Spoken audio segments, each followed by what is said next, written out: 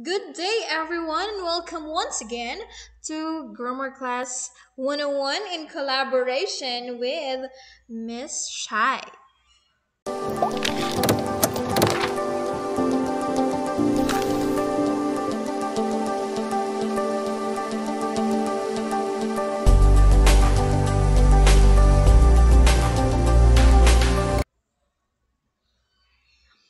So today, everyone, magandang umaga po sa ating lahat o magandang araw, magandang hapon kapag nakikinig kayo sa hapon at magandang gabi kapag nakikinig naman kayo sa gabi.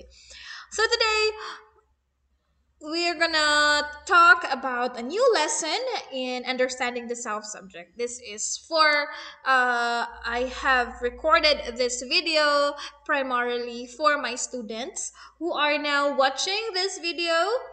And now we're gonna start another lesson. We are done with the sexual self and the other topics that we've discussed. So now let's move on to another lesson. So today we're gonna talk about the material self, right?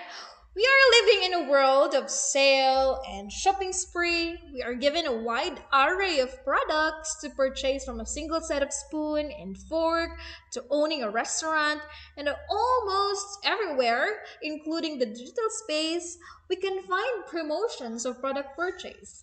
Product advertisements are suggestive of making us feel better or look good. And part of us wants to have that product.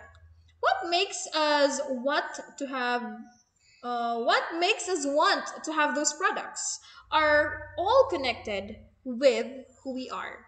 What we want to have and already possess is related to ourselves. According to Belt, year 1988, he stated that we regard our possessions as parts of ourselves. We are what we have and what we possess. There is a direct link between self identity with what we have and possess. Our wanting to have and possess has a connection with another aspect of the self, which is the material self. So today, let us try to examine ourselves further in the lens of material self. So today, we're going to explain the association of self and possessions, the identity, the role of consumer culture to self and identity, and appraise oneself based on the description of material self. A Harvard psychologist in the late 19th century, William James, wrote in his book The Principles of Psychology in 1890 that understanding the self can be examined through the different components. First, constituents. Second, the feelings and emotions they arouse. Self feelings. The actions to which they prompt are self seeking and self preservation. The constituents of the self are composed of the material self, the social self, the spiritual self, and the pure ego. The material self, according to James, primarily is about our bodies, clothes, immediate family, and home. So these are the parts of our material self. The innermost part of our material self is our body. Intentionally, we are investing in our body. We strive hard to make sure that this body functions well and good. We do have certain preferential attachment or intimate closeness to certain body parts because of its value to us. There are people who get their certain body parts insured. Example, celebrities like Mariah Carey, who was reported to have placed a huge amount for the insurance of her vocal cords and legs. Next, to our body are the clothes we use. As influenced by the philosophy of dress by Hermann Lotze, James believed that clothing is an essential part of the material self. Lotze, in his book Cosmos stipulates that anytime we bring an object into the surface of our body, we invest that object into the consciousness of our personal existence, taking in its contours to be our own and making it part of the self. The fabric and style of the clothes we wear bring sensations to the body to which directly affect our attitudes and behavior. Thus, the clothes are placed in the second hierarchy of material self.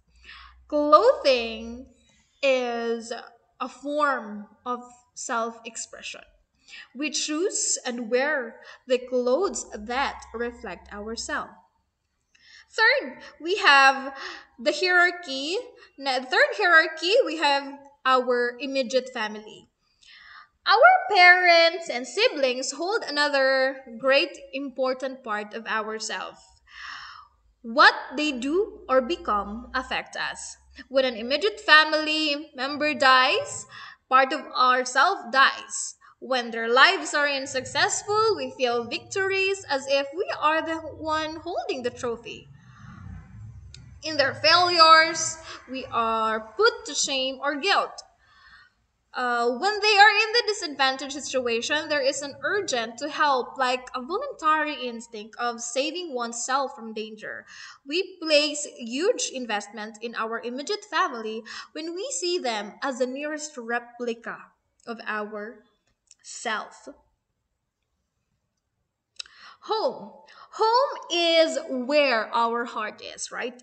Our experiences inside the home were recorded and marked on particular parts and things in our home. There was an old cliche about rooms. According to that cliche, if only walls can speak. Why? Because the home thus is an extension of self, because in it we can directly connect ourselves. Having investment of self to things made us attached to those things. The more investment of self given to the particular thing, the more we identify ourselves to it. We also tended to collect and possess properties. The collections in different degree of investment of self becomes part of the self. As James describes self, a man's self is the sum total of all what he can call his. Possessions then become a part or an extension of the self. We are what we have. According to Russell Belk, he posits that we regard our possession as part of ourselves. We are what we have and what we possess. The identification of self to things started in our infancy stage when we make distinction among self and environment and others who may desire our possessions. As we grow older, putting importance to material possessions decreases. However, material possessions gains higher value in our lifetime. If we use material possessions to find happiness, associate these things with significant events, accomplishments, and people in our lives. There are even times when material possessions of a person that is closely identified to the person gains acknowledgement with high regard even if the person already passed away. Examples of these are the chair in the dining room on which the person is always seated. The chair will be the constant reminder of the person seated there. A well loved and kept vehicle of the person, which some of the bereaved family members have a difficulty to sell or to let go of because that vehicle is very much identified with the owner who passed away. The favorite pet or book, among others, that the owner placed a high value to these favorite things are symbols of the owner. Therefore, the possessions that we dearly have tell something about who we are and our self concept, our past, and even our future. So, thank you so much for watching this video. Uh, Kindly like and subscribe if you like this video, and see you to our next lesson, our next topic. on the next video that will be uploaded. Thank you so much. Bye!